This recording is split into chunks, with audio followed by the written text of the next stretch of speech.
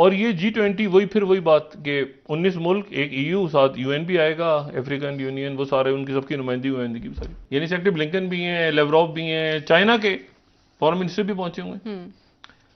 اور secretary Blinken اور جو فارن منسٹر لیوروف ہیں، ان کے درمیان جب سے جنگ چھڑی ہے ان کے درمیان کوئی بات چیت نہیں ہوئی، ہیلو ہائی نہیں ہوئی، انہیں ہاتھ بھی نہیں ملایا، دیکھا بھی نہیں ایک دوسرے کی طرف. لیکن آج ان کی 10 منٹ بات ہوئی ہے. انڈیا نے کہا ہے کہ ہم صرف اپنی فرینڈلی نیبر کنٹریز کو بلائیں گے، پاکستان اس میں انوائٹڈ بھی نہیں ہے. وہ سمجھتا ہی کچھ نہیں ہمیں. ہم یہاں پہ چورن بیچتے ہیں انڈیا اور پاکستان کا جو ہے نا، وہ ہمیں کچھ نہیں سمجھتا، وہ ہمیں بھکاری سمجھتے ہیں. کہ ہم نے نیشنلی تو اپنا مذاق اڑا ہی لیا ہے، اب ہم انٹرنیشنلی بھی اپنا مذاق اڑا رہے ہیں. جو شریعت نے ہمیں دین اسلام جو شریعت تب تک گرو نہیں کر پائے، تب تک گرو نہیں، مطلب انڈیا نے اللہ کی رسی کو مضبوطی سے پکڑا. نہیں وہ ایک اور چیز، نہ وہ غیر مسلم ہے. ان کے نیوز چینل اٹھا کے دیکھیں کس طرح کی منفی پروپیگنڈا کر رہے ہیں وہ پاکستان کے اوپر. وہ کہتے ہیں یہ تو بھکاری ہیں، یہ تو روز جا کے بھیک مانگنے والے ہمارا کیا مقابلہ کریں گے.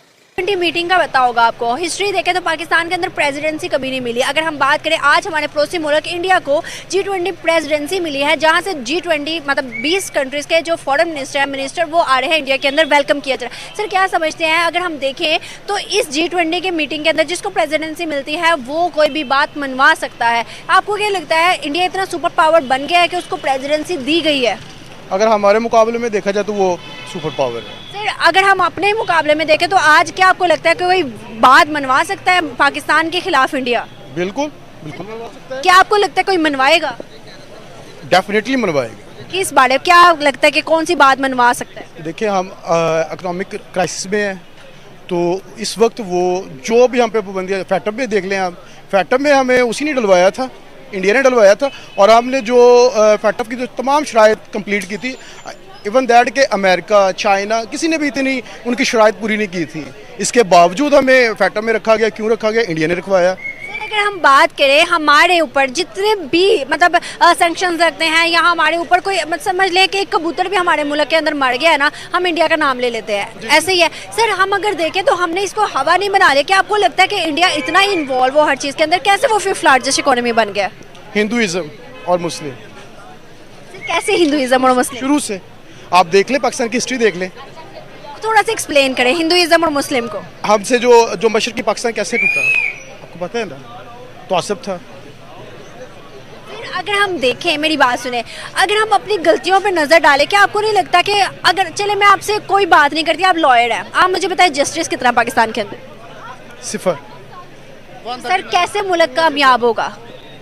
کیسے قوم ترقی کرے گی؟ کیسے یہ ملک وہ ملک بنے گا جس کا بابا قوم نے خواب دیکھا تھا؟ یہ تو عوام کو سوچنا چاہیے نا. یہی تو میں بات کر رہی ہوں. یہ انہی لوگوں کو چوز کرتے ہیں جو یہ دیکھیں ہماری مینٹیلٹی کیا ہے. ہم کہتے ہیں کھاتا ہے تو لگاتا ہے. ہم نے کبھی یہ سوچا ہے کہ ہم دیکھتے ہیں کہ ہمارے جو حکمران ہیں وہ گرم سٹیٹمنٹس دیں یا کہ ہم تڑیاں لگائیں، امریکہ کو لگائیں، اس کو لگائیں، لیکن جب اس کا الٹیمیٹلی ہمیں جو رزلٹس آئیں گے وہ ہم برداشت کرنے کے لیے تیار نہیں ہیں. ہمیں مہنگائی برداشت کرنی پڑے گی. 2-3 ایئرز ہمیں مشکل فیصلے کرنے پڑے. اب دیکھیں یہ جو موجودہ گورنمنٹ ہے یہ فیصلے کر رہی ہے، لیکن جو عوام ہے وہ اس کو برداشت نہیں کر رہی.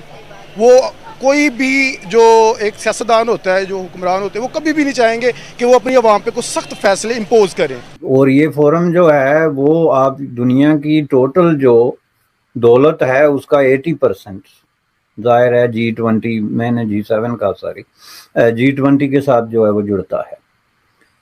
تو اس حساب سے صرف اتنا نہیں ہے کہ ان کے اپنے پاس دولت کیا ہے، اس سے زیادہ امپارٹنٹ چیز یہ ہے کہ وہ جس طرح کی پالیسیاں اپناتے ہیں، اور وہ پالیسیاں ظاہر ہے اسی طرح کی کانفرنسز میں جو کہ ان کا ایک انٹرنل کنسلٹنگ پروسیس ہے، اس کو سامنے رکھ کے پالیسیاں بنائی جاتی ہیں. آپ اگر دیکھیں یہ جو سارا سفر ہے، یہ جو گرانڈ انڈسٹریل نیشنز کا جس کو ہم G7 کہتے ہیں تھے پہلے، بعد میں G20 ہو گیا، تو اس کو اگر G10 ہوا پھر 20 ہوا، تو اس کو اگر آپ شروع دن سے دیکھیں تو یہ دیکھیں انہوں نے سٹیپ بائی سٹیپ جو ہے ان کے اندر خود بہت بڑی تبدیلیاں آئی ہیں.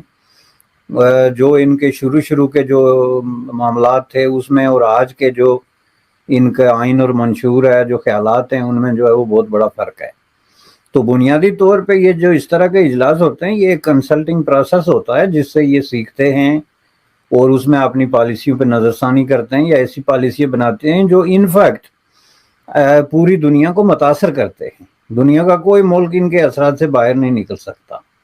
اب یہ پوائنٹ آپ نوٹ کریں چونکہ یہ بڑا امپارٹنٹ ہے، اس کا پاکستان سے تعلق ہے کہ دنیا کا کوئی ملک ہوا وہ کتنا طاقتور ہے یا کتنا غریب ترین اور بے بس ہے، وہ ان کے انفلوئنس سے باہر نہیں نکل سکتا، چونکہ ان پالیسیوں کا ایک الٹیمیٹ جو اثر ہے وہ پڑتا ہے اور اس کو کوئی رزسٹ نہیں کر سکتا.